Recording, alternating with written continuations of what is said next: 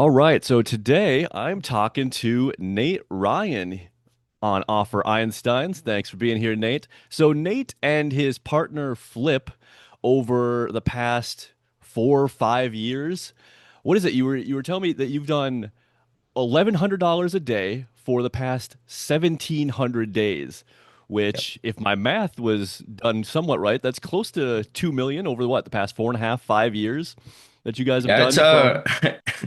it is an I will be fully transparent. It is an average, right? So if For we sure. average out the numbers of how much we've made. So there's been some, if any of you guys in business, you'll know there are days that are, zero, and then you have, your $10,000 days. So For so sure. yes, the average for our business is over $1,100 for over $1,700 a day. I think the date dating back to February 1st, 2022, which is the day we launched our first offer together. Cool. So it's been one hell of a ride, that's for sure. It's pretty crazy when I do think about that number, especially coming from someone who used to make 1,800 bucks a month working a full-time job. So Right. here we are. That's awesome, man. So So yeah, so for the past multiple years, you guys, since your first offer, I think, you and your partner Flip have gone by the name Group Juice. yep. And I think it might be interesting because that's kind of what people know you as, is for Group Juice. So I thought it might Hmm. be interesting to talk about. You've now changed that to the one group operating system. So, Yep. as most experts who have been around for a while, we always think about how it doesn't, as things evolve, changing your name always sounds appealing. It sounds like something you should do, but then there's always that feeling like people know me for this thing. So changing the name seems very scary and maybe not something that we necessarily want to do. Seems like it associates a lot of risk to it. So I'd love to talk about how you thought about making the change and what made you find what you guys finally decided was the reason to make the change from Group Choose to the one Group OS. So that's a really good question. I mean, first and foremost, for anybody that potentially launches some type of information product, course, program online, there will be like an inherent shelf life on it. That's just full transparency. It's not going to be the category king for the next 25 years. Let's be real. The online business building space, or whatever we want to call it, will evolve very rapidly. So we did have the name Group Juice from, February 1st, 2022 is when we launched this program, Group Juice. And full transparency, when we launched it, there wasn't any notion that it was going to be this big product. There wasn't any thought about it becoming this big monster thing that it was, right? Like just in the awards that we've shipped to clients who've came through Group Juice have done over $4 million in tracked profits, and that's just through the awards we've sent to clients through, 10K profit, 100K profit. Um, so yes, it was very scary to change the name, especially because I had like this emotional attachment to the name. Obviously, it was a big, transformation in my life, big product, big program over years of building, and I honestly don't think that changing the name will have this big weight to it. If I'm being honest, yes, if we were like very SEO heavy, if we were very search heavy, and we realistically tried to like solidify the product as the brand. But me and my business partner both have individual personal brands, right? So Group Juice has always been the monetization. Group Juice has always been a product that we're potentially offering. And up until last year, we kind of operated everything separately, if that makes sense. So I had my own personal brand, my own community, and then I sold Group Juice. He had his own community, uh, his own socials, and then he sold Group Juice. So it was still kind of like these individual personal brands that sold one product. And March of last year, we kind of went all in with one group, right? Which kind of plays into the name now, which is the one group operating system, which it's, how do we stop running this fragmented business? So for many years, we did the standard of, run a free group, run a paid group, run a Slack community, have multiple paid groups, multiple free groups. And just over time, I think the longer that you you play in business, I guess we could say, you just continuously add pieces to your business. Mhm. Um, so that's kind of like as of right now, what we're doing is we're really trying to dial things back into a leaner and more efficient business. So less moving parts, less offers, less pieces for clients to have, less things for us. Um, so it was kind of like a rebirth or a reinvention of the business with a little bit of a different name, right? Um, but not much of a different mechanism, so to speak, right? So it is the same core principles as potentially Group Juice has taught for many years. It's just a fresh coat of paint on it, right? A fresh life, so to speak. So that's kind of how we got to the name, or changing the name. It's been overdue, in my honest opinion. Um, yeah. So I don't even know if that necessarily answers your question, but Sure. Well, yeah. why do you think it's overdue?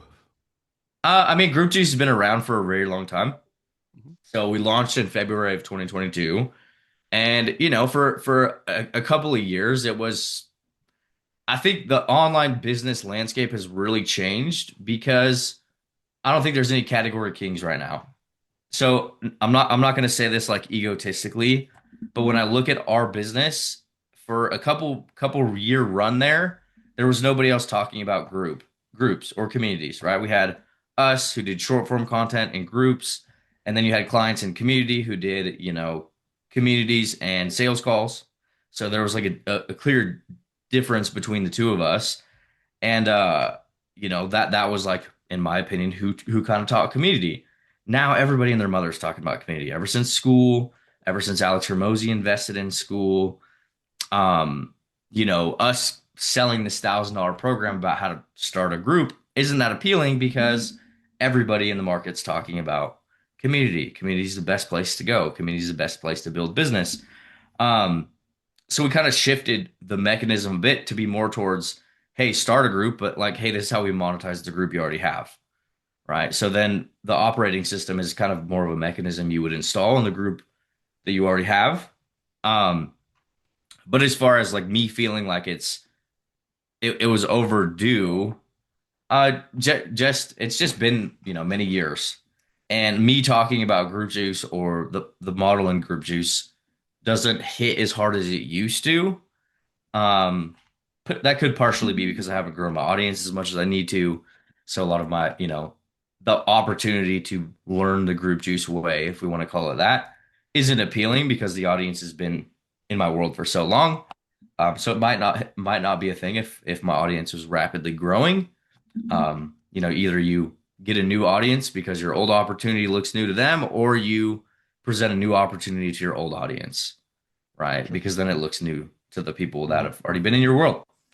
Um, so just playing around with a lot of front end angles to try to, I guess, stay relevant, but also, find the groove. It also kind of shifting the ICP a bit. That's also one thing we're potentially doing a lot. So Group Juice has been very tied to a biz op, how to help beginners make money online. And uh, I want to start shifting more into a different landscape of business instead of working with beginners who, want to learn how to make money online. I would rather work more towards, people with personal brands, people with audiences, people who already have a mission or a drive to do something, where I can talk more advanced strategies, where I can talk about, building an affiliate program to 800 affiliates and hundreds of thousands of dollars in sales, or, offer stacking or series of offers, instead of spending the majority of my time trying to convince you to post a piece of content and believe in yourself to build a business, right? And that sounds so bad.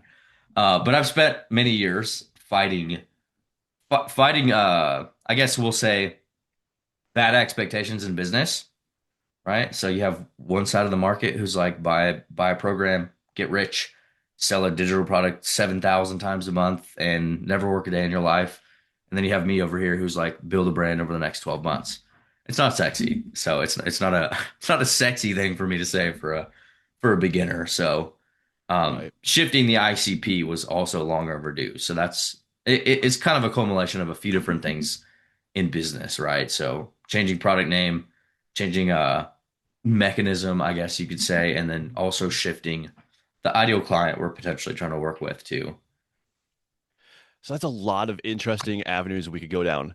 Um, what if, so first, how about, I think a lot of people, a lot of experts, like you say, they'll have the situation where they've been teaching something for a while, it does well, but eventually, um, all offers die, right? Every Yep. every great ClickBank offer that did millions and millions eventually died. So they had to, and most of the time, they will jump to something completely new, be it crypto, be it AI, tends to be whatever's hot. And there's nothing wrong with that by any means. But what I'm noticing from what you're saying is that you guys kind of took the route of what I guess what a mentor of mine, Travis Sago, would call peanuts and beer. So you're always selling the beer, which in your case is kind of the social to group to high ticket offer kind of Mhm. plan that you guys have. But the so you're always trying to sell the beer, but you might change the peanuts. Maybe it's peanuts one quarter, maybe the next quarter it's pretzels and Yep. then pizza or something else that's going to lead people to the beer. Is that kind of how you guys look at things? Because I know you had like AI Accelerator for a while. Of course, there was the main group juice offer, and Yep. now even this one group sounds like maybe yeah maybe I had the wrong impression at the front. It's less of a rebrand as so much as an angle change, like you said, to re kind of stimulate the your ecosystem. Yeah, so that's a really good analogy and like a mental image around playing different front end angles. Hmm. So this is one thing that it partly because probably working with mentors, community is essentially our zone of genius, right? That is something we've done for a very long time. That is something that we've went very deep into over the years. And like you said, I think the standard in the market is how can we change our business to what's the flavor of the week, right? Like, and that's a whole like launch jacking or changing the business to be this new program or new offer or whatever. It is a whole on strategy. Um, the one thing I do take pride in is we've kind of like stayed in the confines of a few different things, right? What do we want to do? Who do we want to help? Who do we want to serve? What do we actually teach at its core, right? So at the depth of our business, it really hasn't changed very much from everything we do is broken down into four pillars. Okay, so we have the attention pillar, we have the nurturing pillar, we have the conversion pillar, and then we have the ascending pillar. Now, these are all kind of interchangeable depending on the use case, what you would prefer in your business. But even from day one, everything has been bucketed into those few things. Now, most of the time, it's like short form content to community, to Google Doc offer as an example. And then that's like the three main pillars, the three buckets. So most businesses, especially in the beginning, only have those first three, right? You can't really, unless we're working on like a back end continuity offer or ascension offer. So everything's kind of roped into those four things, and then so everything in business has been what are the different ways that we can extract, like you said, maybe one month we'll talk about pillar two, pillar one, pillar three. How can we change the nuances of the front end marketing, the front how we're talking about this business in as many different ways as we possibly can, but then centralize everything back into that the core principles of business. So like even with the rebrand, even with like we're hosting a workshop all week, it's all coming back to those four principles. It's all coming back to those four main pillars. Um, so and the longer that in my opinion, the longer that people are in business, this is kind of the game that we end up having to play. You have the option of changing your business model. One week I'm a personal brand mentor. The next week I talk about crypto, like that's one strategy. Or we change the way that we talk about the business. We change the way that we talk about the same thing or the business that we currently have, right? Maybe I run an agency. So I talk about all these different nuances of running an agency or all the different problems inside of that business model. Um, which would obviously change depending on the ideal client. If you're trying to land clients for your agency or if you're trying to help agencies, right? Mhm. Um, but changing the front end marketing as many times as you possibly can until you find something that sticks, and then you kind of be a marketer and you exhaust that opportunity until it stops working. Um, so yeah, that's kind of what we do a lot more of. It's like how can we pull little parts and pieces out of potential offers or what we're doing, and then extract those out public facing. Um, but you could say we're potentially very boring because we've done the same thing for a very long time. Everything, at least maybe not publicly, it doesn't look like this. Um, the thing we do run into a lot though is it's funny because I'll get a ton of people that will come to me all the time like, hey, okay, I want to buy this offer. And it's like, you already have this offer. You already have it. It's just me talking about it in a different way, in a different lens, different story Mhm. or different context. It's like, oh, well, like with this campaign we just wrapped up last night, I had a ton of people that were like, hey, well, I want to jump in. And it's like, well, you already have this, right? It's already unlocked for you. Just go look in the community, right? It's like already there. Um, so So you guys, I'm thinking of like Todd Brown. He talks about kind of the sophistication of a market, that there's generally, that it starts at just a promise level, right? So you got lose weight, then that yep. gets saturated, and then so it becomes the promise expanded, which is like lose 10 pounds in 10 days, that kind of thing. And then that gets that becomes common too. And then you add the unique mechanism. So you're at lose weight with Garcinia Cambogia or whatever, whatever it is. And that is generally where a lot of marketers should live, is you keep the same I like what you said, that it's a boring business, that you run a boring business. And I think most businesses should be, right? They should be a boring business with sexy marketing. And that's kind of what it sounds like is effectively what you're trying to do, or what you are doing, I should say, is that you're just changing the unique mechanism a little bit to keep up with the times, be if it's AI, be if it's, whatever it is at the time, but then still coming into your core, be it boring in your opinion, structure, but of course it's new and sexy to a lot of people. That's kind of what you're going for? Yeah, 100%. So it's like we don't even have to necessarily look at it like at times, yes, there are times where we potentially do change the mechanism. Like last year we did do like we ended up training a bunch of AI tools because like AI is the hottest thing in the market. And then it's also coming to the realization that AI is not going anywhere. Right? We ignored it for many years. You can even find videos on the internet of me talking shit about it. Like AI is lazy, it's gonna water down your brand, blah blah blah. So yeah, shifting the mechanism a bit, but like you said, I think at the core of it, it's like how do we not change anything about our business, but how do we change how we talk about our business, right? How do we shift the messaging, the angles, the outcomes, the promises, the transformations, like you were just saying, right? Like to stay competitive or to have that create that common enemy or create that polarization in your marketing, so that way your thing looks appealing. It's like, hey, how can I help you lose 10 pounds, but you can still eat a slice of pizza every day? Like, I still want to eat pizza and lose weight. Show me the offer. So how can we shift the front end angles without actually changing the business or changing what we're actually doing in the business? And again, I will say, don't do this to an extreme where you start promising things that aren't in the business, Mhm. right? That aren't in your deliverables or aren't in your products or anything like that, because then you'll run into, pissed off customers. Like, hey, you said this was one thing, now it's something different. Um, but yeah, shifting the way that you're speaking about it, I think is key, right? Especially if you're doing any type of socials, potential paid media.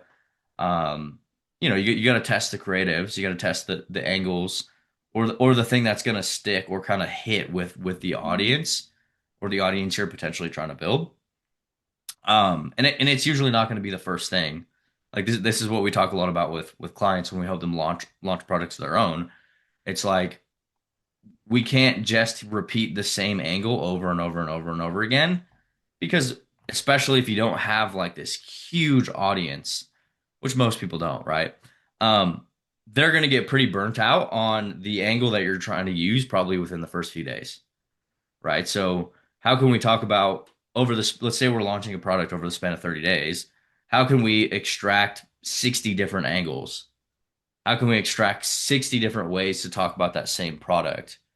And it's not that hard either. If let's say you guys have a coaching offer that has, let's say 15 modules in it, right? We can extract objections or pain points in each one of those 15 and then just cast that out into content. So if I do it, two or three for every one of those things, then it's like, okay, this is a lot of content. It's a lot of different ways I can talk about this exact same product. It's a lot of different ways I can talk about this one, which then might pull somebody out of your audience that potentially wasn't interested.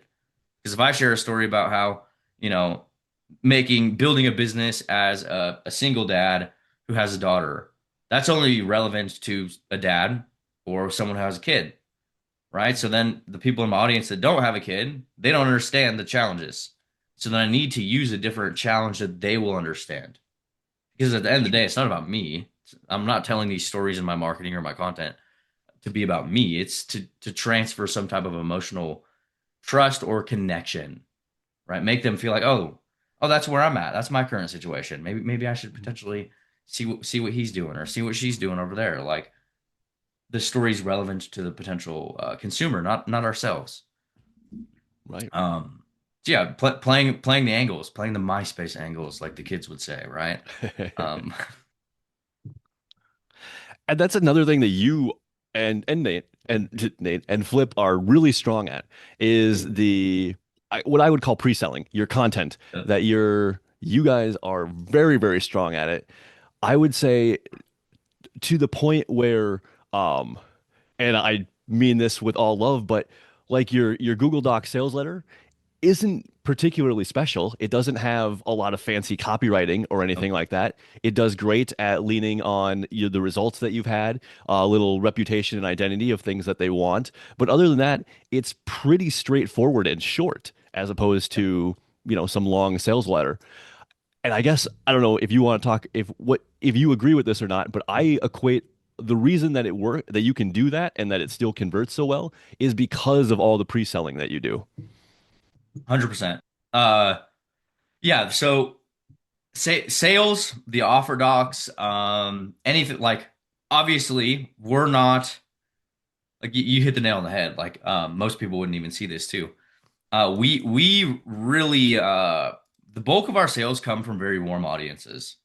The bulk of our sales come from people who have potentially marinated in our ecosystems for a while in our community. They've attended workshops, they've been reading content. So there doesn't have to necessarily be as much finesse.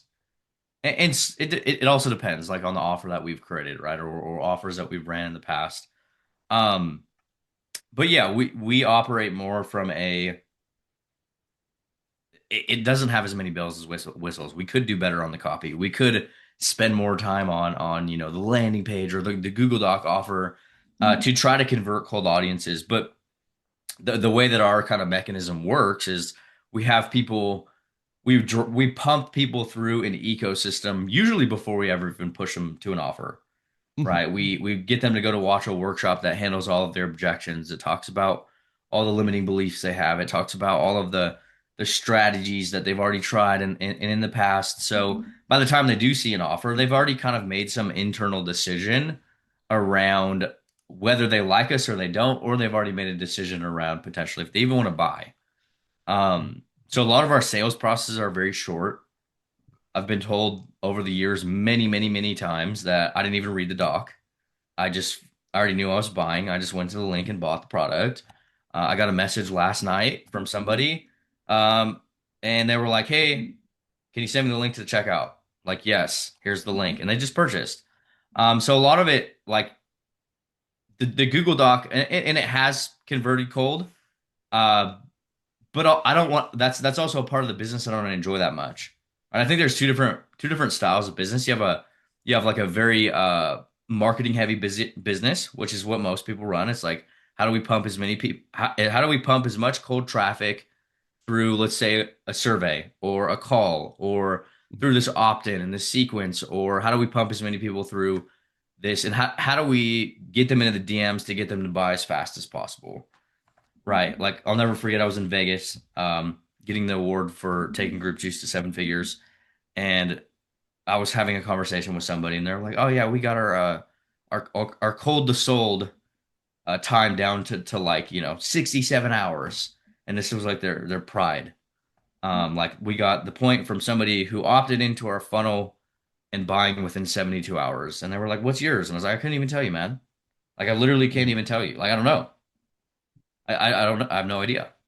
Like one, that's not a metric I track, but it's also we just kind of pump people into the ecosystem, right? Whether that's you want to buy today, want to buy in 6 months, want to buy in 12 months, that's okay. Um, so how do we engineer a model that makes selling the easiest part? How do we engineer a model that makes that removes the pressure from the sales process, from the doc, from the DMs, right? So I don't have to convince you. I don't have to pressure you into purchasing. Um, so yeah, I think a lot of the sales and the reason we're able to do that is because of the pre-selling, because of potentially the content, the community, getting as many people through this nurturing process is, I guess, what you could call it, Mhm. before we even ask them to buy. Um, yeah, what Yeah. that's a good one Yeah. for thought too. Yeah, and I mean, you were kind of saying that the other way is sales or is marketing, but I would call that a sales focused, that they're Yep. trying to Yeah. get the sales time down. You, I would say, are very marketing focused, that you're really nurturing, like you said, the audience, that you're pre-selling them, handling all the objections, and they get to know you well before they're ever to the point of purchasing. And that's why the purchases come so easily for you. And for, I do payment processing now, and you are exactly the type of person I would rather have as a client. I would rather have someone who, not that I'm against the other kind, but by all means, I would rather have somebody who comes into your ecosystem, high ticket, low ticket, whatever, because they're already very familiar with you. I think Yep. of it as what's that, the old saying, nobody sues the doctor they like, right? Your refund rate is probably super low because your people know you, like you, trust you. They're, even if they don't necessarily go through all of it, all the course, everything, which is just Mhm. the nature of an info business, they're unlikely to refund because they know you, like you, and all that kind of stuff ahead of time, as opposed to a cold funnel which is great. I mean, I know we both know lots of people who do really, really well with that. But the refund rate tends to be higher on that kind of thing. And when you're selling high ticket, especially, that can be an issue if your refund rate gets too high. Yeah, well, this I mean, talk about getting punched in the mouth with payment processing. We had a Stripe account with 4,500 payments, and I think maybe three refunds, maybe four or five disputes total in the span of years, Hmm. and we won all of them. It wasn't like and that's another story for another time. Like you'll get people that buy information products who plan on claiming fraud, right? Oh yeah, Which yep. they'll watch the entire program and you can So, see it. Like, oh, you bought it, and in 3 days you consumed 90% of the material, and then you claimed fraud. But like, and then you find it on the the torrent sites a few days later too. yeah, Yeah, and yeah. so poster children of Stripe, like literally $975,000 processed through a single Stripe account, and our Stripe account got shut down just out of nowhere, just like you're predatory business. And it's like, what are you talking about? Like Yeah. there's literally no disputes. I mean, there is disputes. We've won disputes. No refunds. There has been a few cases where we refunded people. But like you also mentioned, I think this is also another. We also look at business like how can I make a sale to create a customer, right? Like a long-term customer. That's also something that kind of goes hand in hand with our model. I'm not trying to land one-off sales. Like I would rather have you buy something from me and then we can work together over the next 2 or 3 years. Like Yeah. we have coaching clients who've been paying retainers for 4 years, who've worked with us for a very, very long time, which has always been a bit of the North Star. And with like Hmm. you totally said it right, I didn't. a sales heavy business, that's going to be hard to accomplish, in my opinion, right? One, they don't know, there's not enough context about me. There's going to potentially be buyer's remorse. You're already kind of like, I'm not really feeling this product because I use some finesse or some sales wizardry to get you to buy as fast as possible. And then I'm going to be like, hey, let's keep working together over the next, 6 months, 12 months.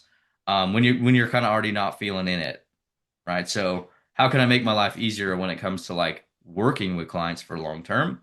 Because that's what I find a lot more fulfillment in is like actually working with one-to-one clients, group clients, etc. Mhm. Um, so we run a very retention heavy business as well, right? So we have coaching clients like we do yearly events with them. Went to North Carolina with them last year and around August. You know, 30 people hanging out in a couple of Airbnbs, and some of them this is the third time they've came and hung out with us. Right? They've came to multiple retreats with us. So like, how can we keep customers Mhm. instead of turning and burning as many clients? How can we, get you to come into the ecosystem and buy a product? But then how do we get you to stay for multiples of years? um, which would be hard, in my opinion, to do if we ran a very sales heavy business, right? Right. Say more about that. How do you, because I agree. That is the gold star or the North Star that everyone's trying to get to is the long-term retention of clients. What do you guys do differently that keeps them in your long-term, highest paid Ascension mastermind for the long term? What separates you from other people out there? What are you guys doing? It's hard to nail down. We've asked people this before, like what makes you guys potentially want to be here for so long. I think there is some merit in being normal. I think like there is no ego around me being better than my clients. I think that's something which I think some potential coaches or some potential, mentors will try to like engineer this, I'm here and you're here. And I'm just a regular guy. Like I'm literally I'm wearing a t-shirt, sweats, like, whatever. I'm literally just regular, right? So I think that has helped with, you know, feeling like we're on this path together. Mhm. That is one potential thing. Curating the potential offers or invitations for renewals or getting clients to stay with you is like, again, it comes back to what are they potentially working on. So it's a lot more customized in the back end. Like, oh, hey, I want to launch a newsletter for um, my cooking for my recipes. Like, let's.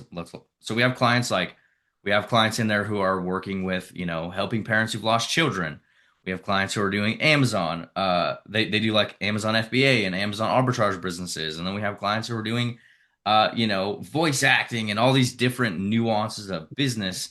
So it's more about curating the potential offers to them, curating it to what they want to do. Like, okay, what do you want to spend the next 6 to 12 months doing?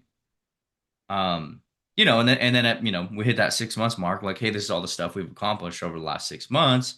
Like, now let's do this together. Now let's do this.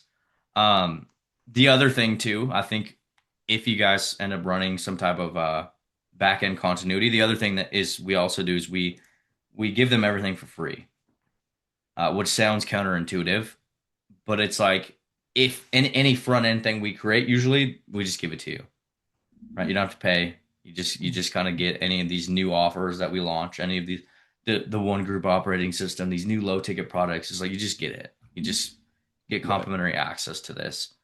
Um, so that's some things around retention. Let's see what else could we talk about when it Well, so I comes to think your retention. model kind of lends itself to this in that someone doing, say, a slow offer that has a ton of people coming in the front end, they obviously can't keep track of every individual person coming in. They wouldn't really be able to start that until the customer ascended to a certain level. You Yep. kind of start at that level, right? Most of your offers, you do have some lower ticket stuff, but most of your offers started around $1,000 or more. And because of that, obviously, you need less customers, and then you can pay more attention to them, in which case you can then, to keep them on, focus on them and give them more custom plans, more exactly what they're looking for to help them continue onward. Yeah, you 100%. So yeah, I think that's also another thing that would affect it. Like you said, is it's very like I can tell you stories about people who are, I can tell you about their situations, I can tell you about where they work, I can tell you uh what they're actually doing in business. So it's a lot more even in like group juice or the self-paced programs. That's also another thing that we've really put an emphasis on even from the beginning of business. Like I've been told this so many times over the years, like, oh, you guys need to exit your coaching programs, you need to outsource your coaching programs. And it's like I don't want to run this impersonal business. That's what I did for a long time. It's like where I'd buy a program, I didn't get my questions answered. I was dumped into a room with 500 people where I'm like have to raise my hand, and then my question gets brushed over, right? So like even in free stuff, even in free things that we do, my goal is to like see you, if that makes sense. Like you're saying, Yeah. like I don't I want to get to know you. I want you to feel like you're a part of this business with me because you are. And I think like you said, which obviously I can't articulate it because I'm not 17 pots of coffee deep yet. I think that would also play a huge part into the retention too. Um, because yeah, we are very personalized. We are very much more of a targeted approach in business from offers to content, not mass market appeal. How can I get 80,000 people on this live event? But how can we get targeted people? Awesome. I appreciate it, man. That is fantastic, and I think a lot of people will get a lot out of this.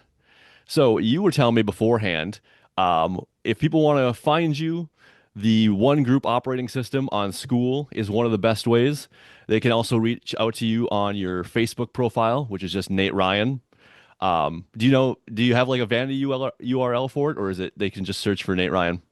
I mean, you probably could go to like nateryan.co or thegroupjuice.com. I mean, Or I didn't know if you had there. Facebook / Nate Ryan by chance or something I like think that. it's actually Facebook forward No, slash Nate Nighttime Nichols, which was an old old blog name that I used to run. So very cool. um, Funny, funny. probably change that. Well, Nate, thank you. Yeah, so if people want to reach out to you to be in the one group operating system, or I think you might find out that you'll get some people asking about being an affiliate or maybe setting up some kind of joint venture promotions, that would be the place to reach out to you.